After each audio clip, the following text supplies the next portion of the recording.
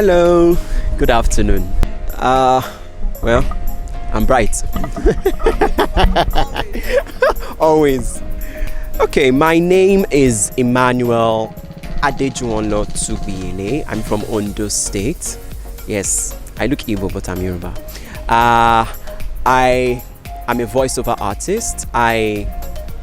Voiceovers, I learned my voice. That's typically what it is. And I am an albino. It's what you may have heard around as albino, albino, and the likes. And it is a condition in which people like me do not have pigmentation, as it were. So for someone like any other person of color, has that pigmentation that gives them that coloring. But people like us don't. And that is why we are what we are. I will best describe myself as a messenger. I don't know why that word comes, but I think a messenger in the sense that I believe there is something God just wants to tell every other person around, and I just believe that I'm created for a purpose. So you just tend to see me and, who is that? But at least there should be one or two things you should get from me, about me, that should help you, typically.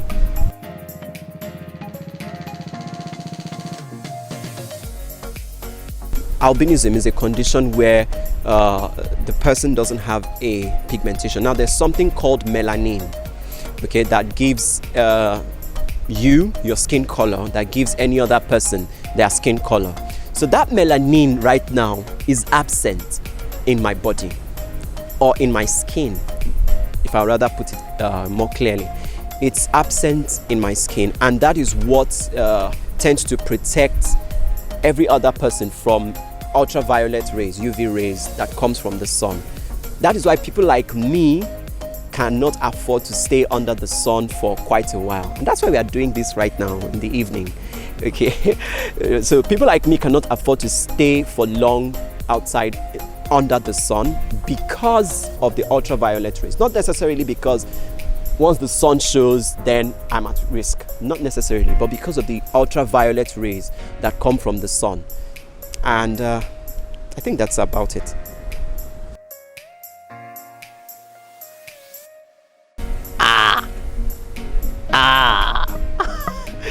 It has been a journey. I started from a place where I was, I tried to accept myself, but I didn't fully understand who I was. So I ended up being in the midst of people who would jeer at me and taunt me, call me three orange men, call me yellow pawpaw, call me white banana, call me what else? Yeah, well, maybe much recently, thanks to the telecommunications company. So whichever one you prefer, you can call me. You can call me MTN because I'm yellow. You can call me Glow because I glow in the dark.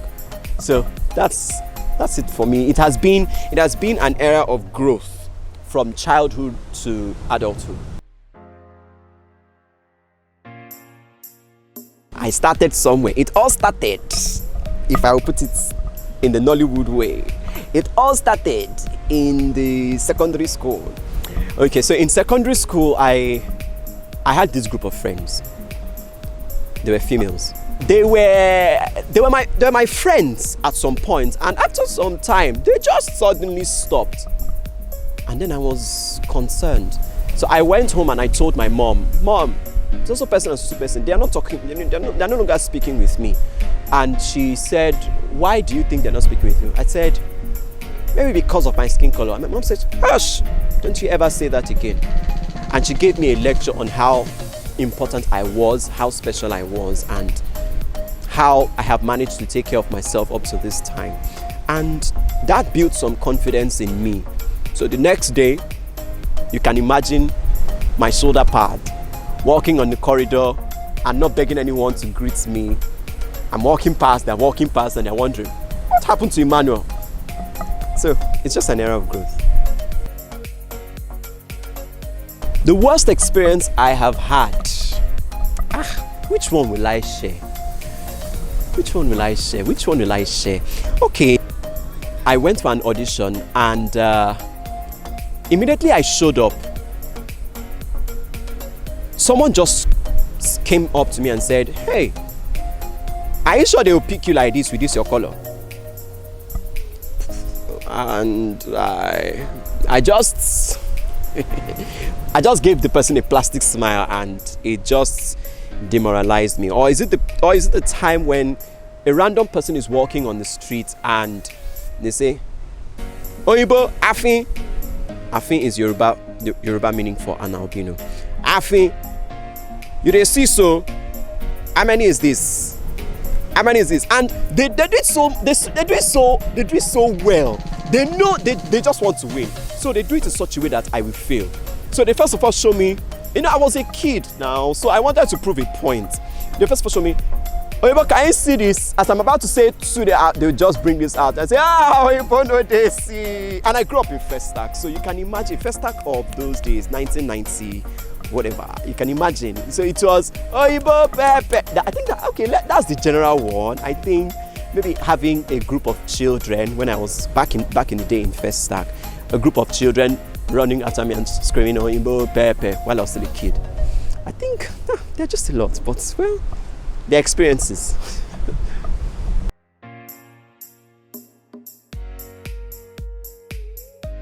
My parents, mom and dad, they always treated us like I'm being careful now. They were careful in the way they treated us. They were very particular about it. So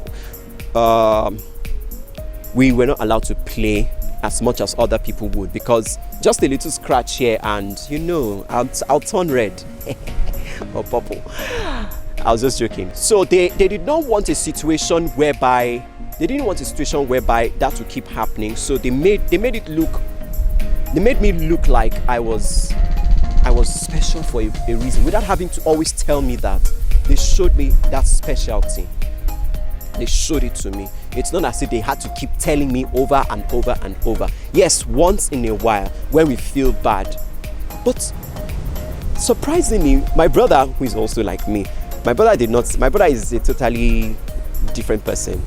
You tell him this, you tell him that, he doesn't care.